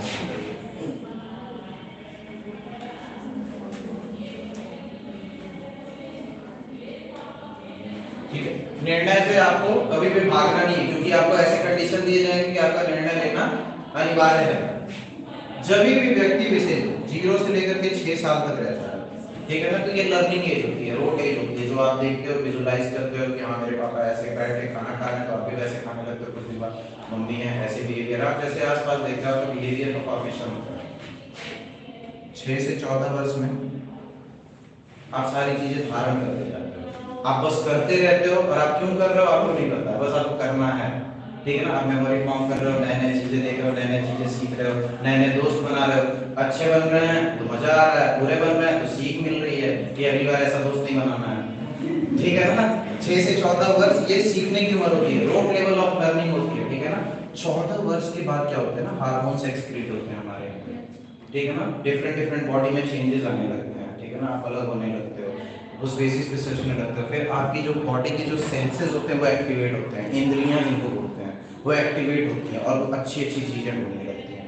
आँख सोचेगा मैं अच्छी चीजें देखूं, फोन पे इंस्टा फेसबुक में लगे रहोगे, आप हटेगा ही नहीं, आँख एकदम ऐसे, आप किताब खोलो 2 मिनट बाद की आँख धीरे धीरे ऐसे बंद होने लगेगी, लेकिन जब आप इंस्टा खोलो ये धीरे धीरे और बड़ी होने लगेगी, तो ये होता है सेंस ग्रेटिफिकेशन इस टाइम में। तो 14 से लेकर के ये जो 26 तक की एज होती है, ये जो एज होती है ना, यहीं पे फॉर्मेशन होता है इंसान का, यहीं पे व्यक्ति विशेष बनता है, और ये जो बनता है ना वो 26 से लेकर के जब तक चला नहीं जाता ना तब तक होता है। आप समझ रहे हो, ये जो अवधारणा इसने बनाई है 26 से 30 साल तक की उम्र तक, वो तब तक होता है जब चला ना जाए, क्योंकि कितना भी कह दो उस अवधारणा को बदलने वाला नहीं है, ठीक है ना। बुद्धा के साथ एक स्टोरी हुई थी, एक व्यक्ति था, वो आया, वो आकर के पूछा कि सर भगवान है, बुद्धा बोला नहीं। अब वो पूरी जिंदगी भगवान की पूजा किया, तो मरने वाला था, ये राम ये राम ये राम, कह रहे राम जी तो है ही नहीं, अब मुझे स्वर्ग में खिलौना कौन खिलाएगा। आप समझ रहे हो ना। उसका दूसरा व्यक्ति आया, वो आकर के वो पूरी जिंदगी यही किया कि भगवान तो है ही नहीं, जो मन में आप वो करो, कौन इंसाफ करेगा ऐसा, मुझे अभी रहना है, जीना है, मस्त रहना। गया खुदा पर पूछा का भगवान है, बोले हाँ है। अरे यार मैं तो बड़े सारे कांड कर रखा हूँ, वहां तो ऊपर तला जाऊंगा मैं। आप समझ रहे हो ना। तो आप जो तो ये बहुत ज्यादा डिस्टर्ब कर देती है, जो आप अवधारणा बना करके जाओगे, तो आपको बेसिकली क्या करना है ना, 3 स्टेजेस का ध्यान देना। आपको जो यहाँ पे फॉर्मेशन होगा, सामाजिक जिम्मेदारी आपकी डेवलपमेंट होती है इसी स्टेज पे। इसमें क्या होता है ना, ब्रेन जो होता है फॉर्म होता है, आप एथिकल चीजें डेवलप करते हो अपने अंतर्गत। सामाजिक जिम्मेदारी के अंतर्गत में व्यक्ति विशेष क्या होता है ना, इस अवस्था में स्व जागरूक होता है। एक अच्छे व्यक्ति की बात कर रहा हूँ, स्व जागरूक होता है, वो ये जानता है कि सोसाइटी में उसका रोल क्या है, जो भी कर्तव्य, जो भी नीतियां, जो भी उसे चीजें सौंपी जाएंगी, वो पूरी निष्ठा के साथ उसे प्रदर्शित करने की कोशिश करेगा, और ये कोशिश करेगा कि ये व्यक्ति जब उस ड्यूटी को, उस कर्तव्य को निभा रहा है, तो उससे किसी का अहित न हो और अधिक से अधिक किसी का कल्याण हो, ठीक है ना। तो ये सामाजिक जागरूकता को दिखाता है, तो ये आपके अंदर होनी चाहिए। जहां पे भी आपको दिखेगा समाज में किसी दबे पिछड़े या फिर किसी ऐसे वर्ग के साथ गलत हो रहा है जिनके साथ न्याय प्रदान होना चाहिए, तो आपको उस सारे वर्ग को सपोर्ट करना पड़ेगा क्वेश्चन के अंतर्गत में। उसके बाद फिर क्या होता है, लॉ अबाइडिंग, मतलब कि जितने भी रूल्स एंड रेगुलेशंस है, आपको कोई भी इनप्रैक्टिकल चीजें नहीं लेनी है। आपको जितनी भी डिसीजन मेकिंग करनी है वो कॉन्स्टिट्यूशन के रूल्स और कोड कंडक्ट्स के अंतर्गत में करनी है, ठीक है ना। कि ये नहीं कि आप जिलाधिकारी हो तो अब आप क्या करोगे, मैं तो कुछ भी करूंगा, नहीं। जब आप जिलाधिकारी बनोगे, आपके बहुत सारे फंडामेंटल राइट्स, लीगल राइट्स को कैंसिल कर दिया जाएगा। आप वो जिंदगी नहीं जी पाओगे जो एक आम इंसान खुल करके जी सकता है। आप समझ रहे हो ना, आपसे बहुत सारी चीजें छीन ली जाएंगी, सिर्फ मिलता ही नहीं है, छीना भी जाता है। आप समझ रहे हो ना। और वो चीज तब आपको पता चलेगा जब आप 5 साल अपनी जॉब आईएएस की कर लोगे, तब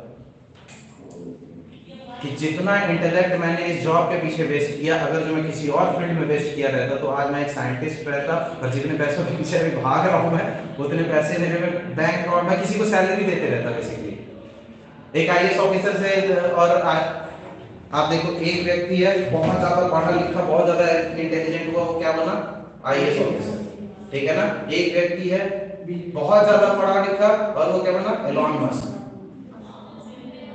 ठीक है ना। दोनों में क्या बेटर है, समझ रहे हो आप ना?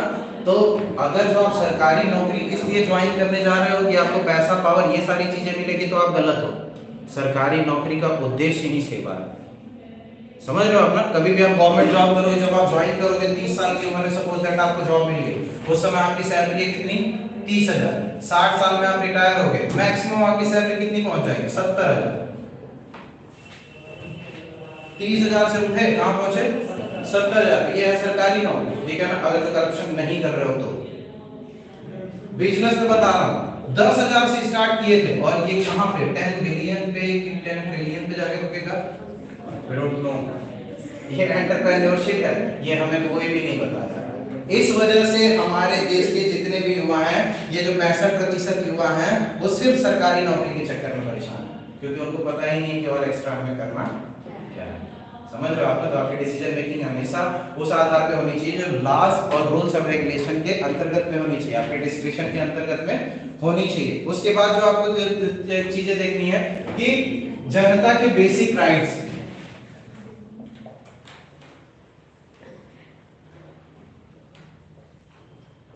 ठीक है ना, कि नियम को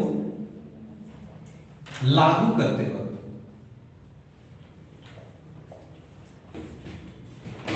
ठीक है, डिफरेंस क्या करता है? बेसिकली आप देखोगे कि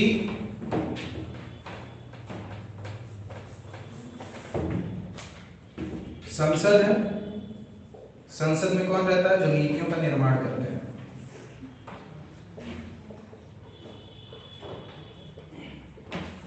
ठीक है, हमारे देश में ये जो जनता है, ये वोट की मदद से यहाँ पे अपने नेता को भेजती है, ठीक है ना? हम लोगों ने इस जनता को, जो नेता है, उनको स्टैंड करने के लिए जो भी क्वालिफिकेशन वगैरह, रिप्रेजेंटेशन ऑफ पीपुल एक्ट 1951 के आधार पर दिया है। तो इसमें कभी भी हम लोगों ने ऐसी कोई क्वालिफिकेशन वगैरह नहीं रखी है कि जो हमारा नेता होगा वो पीएचडी करा रहेगा, चाहे एमए करा रहेगा, नहीं।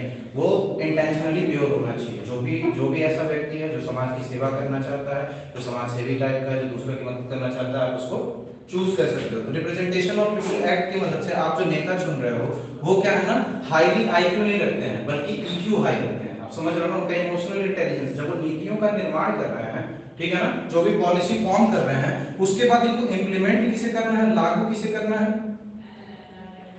जिसका आईक्यू लेवल बहुत हाई है, आईएएस ऑफिसर्स वगैरह हैं, जितने भी एडमिनिस्ट्रेटिव वगैरह हैं, तो जिस हिसाब से नीतियों का निर्माण होता है और जिस हिसाब से आप लागू करते हो, ठीक है ना, आप पॉलिसी को जब लागू कर रहे हो तो आपको इतना ज्यादा रिजिड नहीं होना है, इतना ज्यादा आपको सख्त नहीं बनना है कि वो किसी न किसी तरीके से मानवाधिकार को प्रभावित करे। हमारे देश में यही हो रहा है। हमारे देश की इस समय सबसे बड़ी समस्या है, जिस प्रशासनिक तंत्र को जनता के सुविधाजनक कार्यों में मदद करनी चाहिए, वही कहीं ना कहीं जनता के शोषण का कारण बन रहा है। और आप ये देखोगे अपने डे टू डे लाइफ में, कहीं भी जाओगे आप सरकारी दफ्तर वगैरह में, तो ये चीज आप ऑब्जर्व करोगे, तो ये चीज कौन बदलेगा? आप बदलोगे। ये जिस दिन ये आप सोचोगे ये चीज कौन बदलेगा, मैं बदलूंगा, उस दिन से आपके अंदर लीडरशिप क्वालिटी डेवलप होना शुरू हो जाएगी, ठीक है ना? और जो लास्ट चीज है जो आपको देखना है, डेलीगेंस। डेलीगेंस के अंतर्गत में क्या है ना, कि बेसिकली आप एक ऑफिसर हो जिसको क्या करना है, फॉलो करना है। ऊपर से जो भी इंडिकेशंस आ रही है उसको फॉलो करना है। तो आप कभी भी ऐसी कोई चीज नहीं करोगे जो ऊपर के डेलीगेशंस के हिसाब से ना हो। जैसे कि पता चला कि यहाँ पे हमको मुझे ऑर्डर मिली है कि आपको 1.5 घंटे की क्लास में सारी इंफॉर्मेशन प्रोवाइड करनी है। पता चला या फिर मैं 1 घंटे में ही चला गया, वो गलत है। या तो मैं 3-4 घंटे तक पढ़ाते जा रहा हूँ, बच्चों को नहीं छोड़ रहा, बंद करके जबरदस्ती पढ़ा रहा हूँ। हाँ, समझ में जाने ही नहीं दे रहा हूँ कि नहीं यहाँ से मैं कलेक्टर बना के ही छोड़ूंगा, ये भी गलत है। बच्चे पढ़ेंगे ही नहीं, वो मेरे डर से मतलब बैठ तो जाएंगे, लेकिन जितनी चीजें मैं बताऊंगा क्या उनके दिमाग में जाएगा? ये सारी चीजें हैं, तो स्वेच्छा से डेवलप करना पड़ेगा। ये चीजें मैं आपको जबरदस्ती मार पीट के आईएएस ऑफिसर नहीं बना सकता हूँ। मैं सिर्फ आपको ये चीजें बता सकता हूँ कि आप आईएएस ऑफिसर बनोगे तो आपके साथ क्या क्या होगा, और नहीं बनोगे तो क्या क्या होगा, ठीक है ना? बहुत सारी बुरी चीजें होंगी, तो इसलिए पढ़ लीजिए, ठीक है? और सारी चीजें हैं। जब भी आप देखोगे कि ऐसे कंडीशंस में, क्वेश्चंस में हमेशा ये देखा जाता है ना कि प्रॉब्लम का रीजन होता है इग्नोरेंस, मतलब अज्ञानता।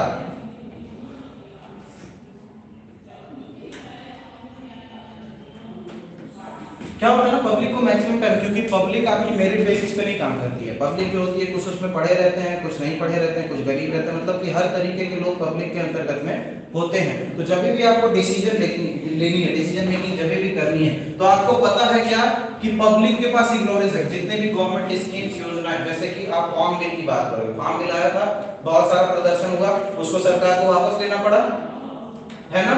वहां पे प्रदर्शन क्यों हो रहा था? जब फार्म बिल को आप टेक्निकली ऑब्जर्व करोगे, जो तीन स्टेप लिए जा रहे थे वो बहुत ज्यादा जरूरी थे, रिफॉर्म सुधार बहुत ज्यादा जरूरी थे, ठीक है। अगर जो आप, लेकिन फार्मर्स क्या थे, वो प्रेयर्स के बेसिस पे देख रहे थे कि वर्तमान में एमएसपी वगैरह ये सारी चीजें आप नहीं मुझे प्रदान कर रहे हो तो मुझे नुकसान होगा। लेकिन वो परमानेंट बेसिस पे आज से 10 साल बाद उन सारे इंप्लीमेंटेशन से क्या फायदे होने वाले हैं उनको नहीं देख पा रहे थे। सबसे पहले क्या चीज किया जा रहा था, मंडी सिस्टम को हटाया जा रहा था ताकि किसान बेहतर से बेहतर अपने उत्पादन का लाभ प्राप्त कर सके, ठीक है ना। दूसरी चीज क्या की जा रही थी कि जितने बिचौलिए वगैरह थे, जितने बिचौलिए थे या फिर जितने कॉन्ट्रैक्ट फार्मिंग वगैरह इन सारी चीजों को इंट्रोड्यूस किया जा रहा था। तो ये सारी चीजें किसान को कहीं ना कहीं सशक्त करती, लेकिन जनता अज्ञान है, उसकी वजह से प्रोडक्शन कर रही है गवर्नमेंट की तरफ से। तो आपको क्या देखना है कि आपको देखना है तो समस्या का समाधान अज्ञानता को दूर करने से हो जा रही है, गवर्नमेंट स्कीम को बताने से हो जा रही है। मतलब कि जनता को अगर नहीं पता है कि क्या क्या गवर्नमेंट स्कीम्स हैं, जैसे कि मान लीजिए मैं गरीब हूँ, मैं जाकर के प्रदर्शन करने लगा, ठीक है ना, जिलाधिकारी के सामने कि बताओ मुझे तो क्या सरकार मुझे खाना वगैरह नहीं दे रहा है। तो ये जिलाधिकारी देखेगा कि ठीक है गरीबों के लिए क्या क्या प्रावधान है, तो नेशनल फूड सिक्योरिटी एक्ट के अंतर्गत में 5 किलो या 8 किलो अनाज में फ्री में प्रोवाइड किया जाएगा, ये चीजें फ्री में प्रोवाइड की जाएगी, चीनी गल्ला वगैरह ये सरकार की तरफ से फ्री में। वो क्यों गुस्सा कर रहा है? क्योंकि उसको पता नहीं है, ठीक है ना, नॉलेज नहीं है उसके पास। रूट कॉज ऑफ सफरिंग क्यों है? इग्नोरेंस। आप क्या करोगे, उन्हें बुलाओगे, बैठाओगे, योजनाओं से अवगत कराओगे, सारी चीजें टर्म्स एंड कंडीशन उसके सामने रखोगे, पूर्णतः संतुष्ट करोगे और उसके बाद से रिलीज कर दोगे। तो इस लेवल पे सर्विस प्रोवाइडिंग हमारी होनी चाहिए। तो इसी प्रकार के क्वेश्चंस आएंगे, ठीक है ना। मैंने आपसे डिसीजन मेकिंग पर समराइज कर लेते हैं सारी चीजें, जितनी भी चीजें हम लोग पढ़े हैं। डिसीजन मेकिंग और प्रॉब्लम सॉल्विंग के अंतर्गत मैंने बताया सीसैट से 8-9 क्वेश्चंस लगभग रहते हैं, कॉम्प्रिहेंसिव पैराग्राफ वगैरह दे देगा, उसमें से जितना फैक्ट्स दिया रहेगा उसके बेसिस पे आपको अपना तार्किक बुद्धि लगाना और उचित आंसर चूज करना, ठीक है ना। ऑप्शन हम लोगों ने कुछ क्वेश्चन देखे भी, ठीक है। उसके बाद मैंने बताया कि ये कहाँ पे काम करता है, बहुत ज्यादा ब्रॉड बेसिस पे जीएस पेपर 4 यानी कि एथिक्स के केस स्टडी वगैरह पे जब आप देखोगे ना, तो वहाँ पे आंसर मेकिंग में डिसीजन मेकिंग बहुत ज्यादा जरूरी प्रोसेस हो जाता है, आपको निर्णय लेना पड़ेगा। उसके लिए क्या होता है कि आपके सिस्टम में 3-4 चीजें हैं जिनके ऊपर ध्यान देना है। सबसे पहली चीज क्या है, हर्बर्ट साइमन के बारे में जो 6 तरीके मैंने बताए हैं जो आप डिसीजन लोगे, वो इन 3-6 आधार पे होंगे, ठीक है। दूसरी चीज मैंने बताया अब्राहम मैस्लो कि किस प्रकार से व्यक्ति विशेष का वो होता है, ग्रोथ होता है, ठीक है। सबसे पहले क्या, भूख प्यास ये सारी चीजें, एनर्जी नीड्स होती है उसकी। उसके बाद फिर वो सोचता है कि क्या मेरे पास बढ़िया जॉब होनी चाहिए, समाज में प्रतिष्ठा खोजता है। उसके बाद फिर आगे बढ़ता है तो फिर वो लोगों के बारे में सोचने लगता है। फिर लास्ट में जाके वो सेल्फ एक्चुअलाइज होता है, स्व जागरूक इंसान होता है, जिसको पता होता है कि वो कौन है और सारी की सारी दुनिया कौन है, ठीक है ना। तो उसके बाद फिर वो लोगों को सर्व करना होता है। आप देखो जैसे अब कहा जाता है भगवान बुद्ध को जब ज्ञान मिला, वहां मिला तो जंगल में मिला था, जब ज्ञान ले लिया था सारी सेटिस्फैक्शन उनको हो गई थी, तो उनको वापस टाउन में आने की क्या जरूरत थी जिससे वो भाग करके गए थे। जागरूक में लोग नहीं हुए और कभी होंगे भी, चाहे बुद्ध भगवान 25-30 बार अवतार ले। ये हमारी मतलब वही स्वभाव है, बुरा मानने की चीज नहीं है, मैं बता रहा हूँ प्रैक्टिकली में ऐसे। बुद्ध इसलिए वापस आए क्योंकि जब उन्हें परम ज्ञान प्राप्त हुआ तो उन्हें महसूस हुआ कि सामने वाला जो व्यक्ति है वो मुझसे भिन्न नहीं है, वो भी मैं ही हूँ। अगर जो वो कष्ट में है तो वो कष्ट में नहीं है, कौन कष्ट में है? दैट्स व्हाई अगर जो जंगल में रहते तो क्या सबका कष्ट दूर होता? अभी कम से कम लोग डिप्रेशन वगैरह में जाने से तो बच रहे हैं। हमारे देश इंडिया वगैरह में ये सब डिप्रेशन वगैरह ये सब वेस्टर्न फिलॉसफी है, हमारे यहाँ चिंता उतना नहीं होती। मम्मी जाके कहो डिप्रेशन हो रहा है, 2 थप्पड़ मार के बात साइड कर देंगे, जाके पढ़ाई करो। डिप्रेशन कैसा जी, समझ रहे हो आप ना? ये नए जनरेशन के चोचले, हमारे पुराने जनरेशन में नहीं चलते थे। तो आप समझ रहे हो जिस अपना बहुत ज्यादा पैम्परिंग हो रही है, इस वजह से दिक्कत हो रही है। उसके बाद फिर क्या डेली गोल में इमोशनल इंटेलिजेंस आपका किस प्रकार से वर्क करेगा डिसीजन मेकिंग में, ये सारी चीजें होंगी। 5 लीडरशिप क्वालिटी आपकी होनी चाहिए, उस आधार पे होनी चाहिए। ठीक है, आज के लिए इतना रहने देते हैं। डिसीजन मेकिंग आपका खत्म हो गया, ठीक है।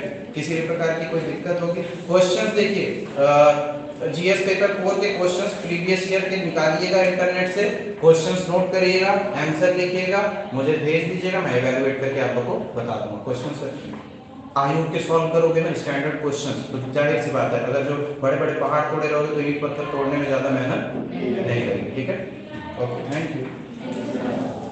इसे बंद कर दीजिए।